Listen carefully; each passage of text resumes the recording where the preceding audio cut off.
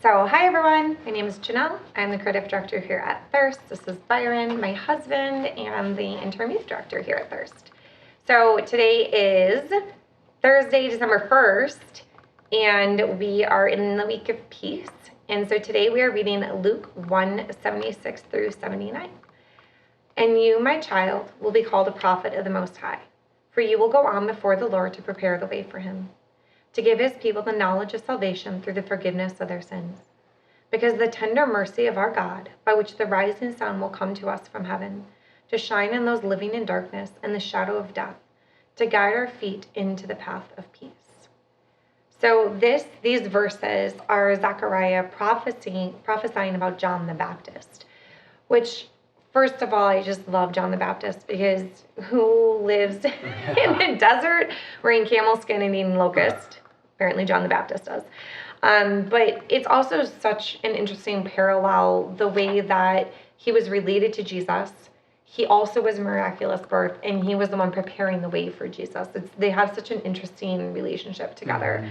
And the thing that I really love about this section, and I say it in the devotional, if you go on and read the rest of it, it's Zechariah prophesying and singing through his joy of this birth of his son, John the Baptist, and it's really, really, really beautiful, and exudes joy and delight. And when I read it, I'm always kind of struck by that because I grew up, I'm a pastor's kid, so I grew up hearing this stuff over and over again, and it's easy to let it just kind of sit and lose its power after a while. Right. And reading Zechariah brings me back to that idea of like the amazement and the wonder and the joy of like not only God fulfilling a promise to Zechariah. That's what's also I love. So it's so cool. God is fulfilling a promise to Zechariah by giving him John.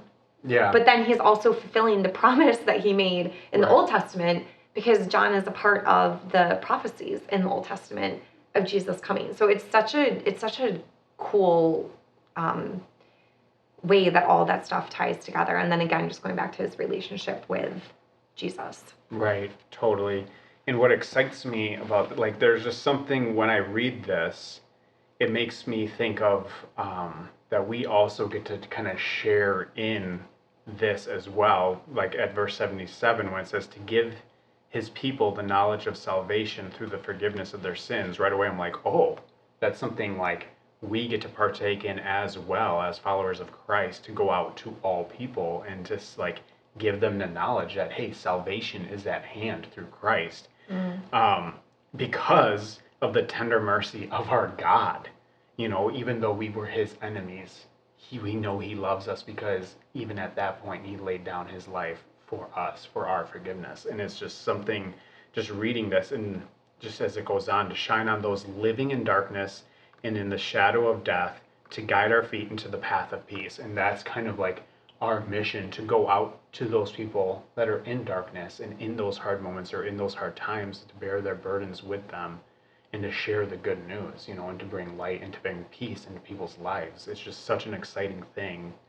But knowing this is about John and that this was prayed and sung over him, it's like, let's also sharing that song and that praise of God, Right, because the other verse, I think I have it later in the Advent, but it describes John, this is in Isaiah, as a voice calling out in the desert, as one calling out in the wilderness, which is the other thing I love about that voice, is like John was literally in the wilderness, but there's also this idea of like this wilderness of not having that relationship with God, right? And kind of being lost in the wilderness, right? From the Old Testament with the Israelites. And so then it's like you have someone who's pointing you in the right direction, which is part of our call as Christians too, right? Is to point others in the right direction to the light of Jesus, right? Yeah. Whose light shone in the darkness. So cool.